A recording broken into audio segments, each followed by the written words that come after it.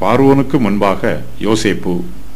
அப்பொழுது பானபாத்திரக்காரரின் தலைவன் பார்வோனை நோக்கி, நான் செய்த குற்றம் இன்றுதான் என் நினைவில் வந்தது.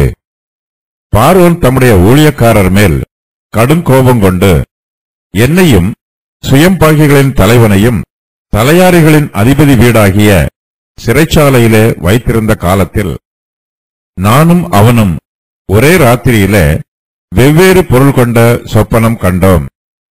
அப்பொழுது தலையாரிகளின் அதிபதிக்கு வேலைக்காரனாகிய எபிரெய பிள்ளையாண்டான் ஒருவன் அங்கே எங்களோட இருந்தான்.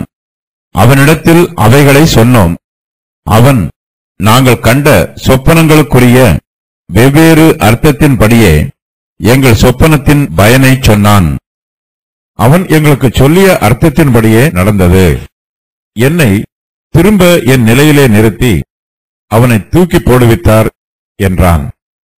அப்பொழுது பார்வோன் யோசேப்பை அழைப்பித்தான்.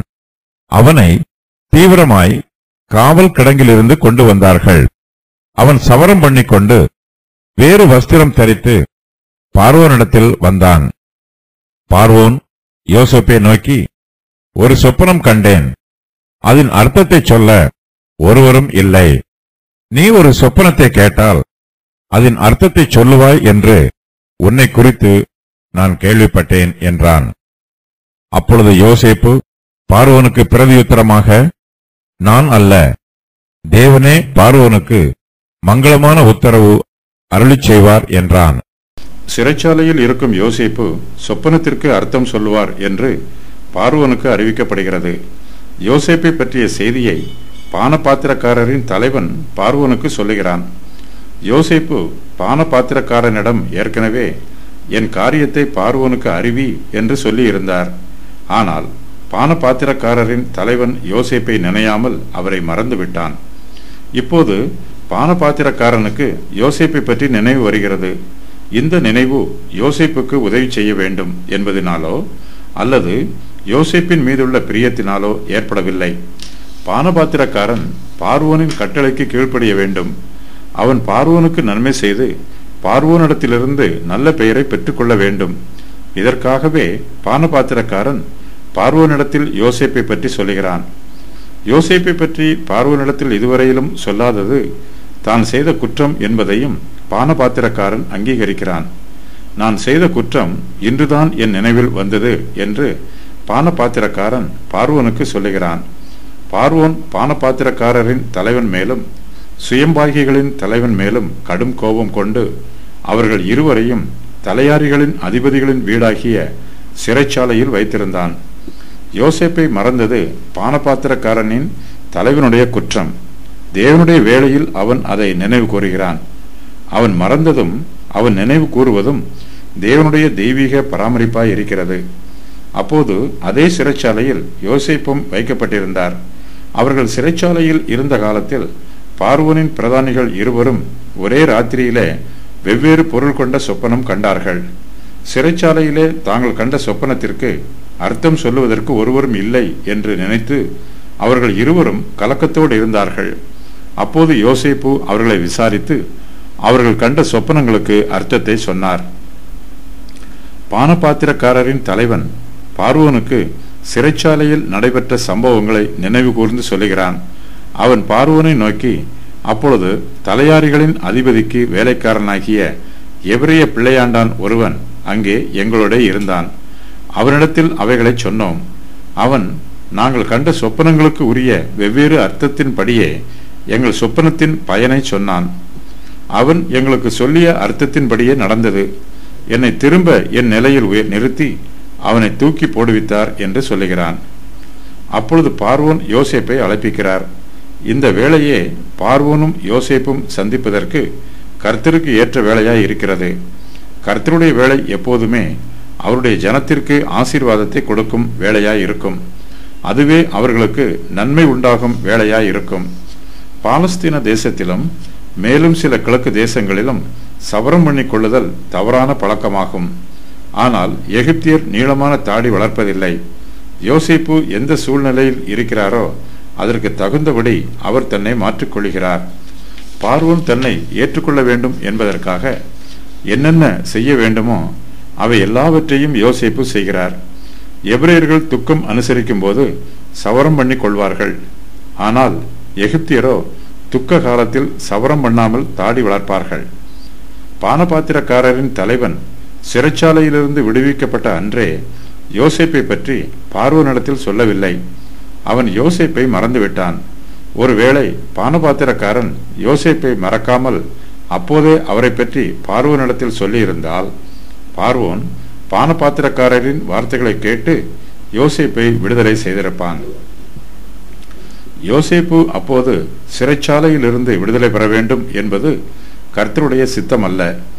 யோசேப்பு அப்போது தன்னை பற்றி சொன்னபோது, நான் எபிரேய தேசத்திலிருந்து களவாய் கொண்டு வரப்பட்டேன் என்று வேதனையோடு சொன்னார். அப்போது தன் சொந்த தேசத்திற்கு திரும்பி போக வேண்டும் என்னும் விருப்பம் யோசேப்புக்கு இருந்தது. பார்வோன் யோசேப்பை அப்போது விடுதலை செய்திருந்தால் யோசேப்பு தன்னுடைய சொந்த தேசத்திற்கு திரும்பி போயிருந்திருப்பார். ஆனால் யோசேப்பு சிறைச்சாலையில் மேலும் 2 வருஷம் இருக்க வேண்டும் என்பது கர்த்தருடைய சித்தமாயிற்று. யோசேப்பை பற்றிய செய்தியை பானபாத்திரக்காரரின் தலைவன் கர்த்தருடைய தெய்வீக திட்டத்தின் பிரகாரம் இப்போது பார்வோனுக்கு அறிவிக்கிறான். பார்வோனும் யோசேப்பை தன்னிடத்தில் அழைத்து வருமாறு உடனே கட்டளையிடுகிறான். யோசேப்பு இப்போது சிறைச்சாலையில் இருந்து விடுவிக்கப்படுவதனால் அவருக்கும் யாக்கோபின் குடும்பத்தாருக்கும் ஏராளமான நன்மைகள் உண்டாயிற்று. அவர் 2 வருஷங்களுக்கு முன்பு சிறைச்சாலையில் இருந்து விடுவிக்கப்பட்டிருந்தால் யோசேப்பு இந்த அளவுக்கு அதிகமாக ஆசீர்வதிக்கப்பட்டிருக்க மாட்டார். யோசேப்பு சிறைச்சாலையில் மேலும் 2 வருஷங்கள் அடைக்கப்பட்டிருந்தது அவருக்கு வேதனையான காலமாக இருந்திருக்கலாம். ஆனாலும் கர்த்தருக்கு சித்தமான வேளை வரும் வரையிலும் விசுவாசிகளாகிய நாம் காத்திருப்பது நமக்கு மிகவும் அவசியமாய் இருக்கிறது.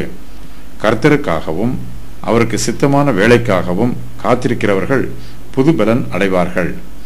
பார்வோனுடைய கட்டளை பிரகாரம் அவனுடைய வேலைக்காரர்கள் யோசேப்பை தீவிரமாய் காவல் கிடங்கிலிருந்து கொண்டு வருகிறார்கள். யோசேப்பு சவரம் பண்ணிக்கொண்டு வேறு வஸ்திரம் தரித்து பார்வோனிடத்தில் வருகிறார். யோசேப்பு பார்வோனுக்கு முன்பாக நிற்பது அவருக்கு மிகவும் ஆச்சரியமாக இருந்திருக்கும்.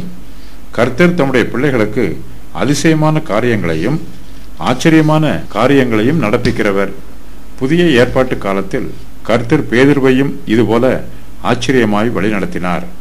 அந்தபடியே அவன் புறப்பட்டு அவனுக்கு பின் சென்று தூதனால் செய்யப்பட்டது மெய் என்று அறியாமல் தான் ஒரு தரிசனம் காண்கிறதாக நினைத்தார். அப்போஸ்தலர் 12:9. யோசேப்பு சிறைச்சாலையில் 2 வருஷம் இருந்தபோது அவருக்கு சகலமும் காலதாமதமாவது போல இருந்தது. ஆனால் இப்போதோ சகலமும் தீவிரமாய் நடைபெறுகிறது. காவல் கடங்கில் இருந்த யோசேப்பை பார்வோனுடைய காவலர்கள் தீவிரமாய் அழைத்து கொண்டு வருகிறார்கள். பார்வோனும் காலதாமதம் பண்ணாமல் தேவையில்லாத காரியங்களை பேசாமல் யோசேப்பை பார்த்தவுடனே தான் கண்ட சொப்பனங்களை பற்றி பேச ஆரம்பித்து விடுகிறான். பார்வோன் யோசேப்பை நோக்கி, ஒரு சொப்பனம் கண்டேன், அதன் அர்த்தத்தை சொல்ல ஒருவரும் இல்லை. நீ ஒரு சொப்பனத்தை கேட்டால் அதன் அர்த்தத்தை சொல்லுவாய் என்று உன்னை குறித்து நான் கேள்விப்பட்டேன் என்று சொல்லுகிறான். பார்வோன் யோசேப்பை தன்னுடைய அரண்மனைக்கு அழைப்பது யோசேப்புக்கு பெருமையான விஷயம். காவல் கடங்கில் இருந்த யோசேப்பு இப்போது எகிப்து தேசத்தின் ராஜாவாகிய பார்வோனுடைய அரண்மனையில் அவனுக்கு முன்பாக நிற்கிறார். ஆனாலும் யோசேப்பு தன்னை கனம் பண்ணாமல் பெருமைப்படுத்தாமல் தேவனை கனம் பண்ணுகிறார். யோசேப்பு பார்வோனுக்கு பிரதியுத்தரமாக, நான் அல்ல, தேவனே பார்வோனுக்கு மங்களமான உத்தரவு அருளிச் செய்வார் என்று சொல்லுகிறார். யோசேப்பு துதி கன மகிமை அனைத்தையும் கர்த்தருக்கே செலுத்துகிறார். தேவனே பார்வோனுக்கு உத்தரவு அருளிச் செய்வார் என்று சொல்லி யோசேப்பு தேவனை கனம் பண்ணுகிறார். அது மாத்திரமல்ல, தேவன் பார்வோனுக்கு அருளிச் செய்யும் உத்தரவை பற்றி சொல்லும்போது அதை மங்களமான உத்தரவு என்றும் சொல்லுகிறார். பார்வோனுக்கு கர்த்தருடைய சமூகத்திலிருந்து சமாதானமான உத்தரவு வரும் என்று யோசேப்பு ஆசீர்வாதமான வார்த்தைகளை சொல்லுகிறார்.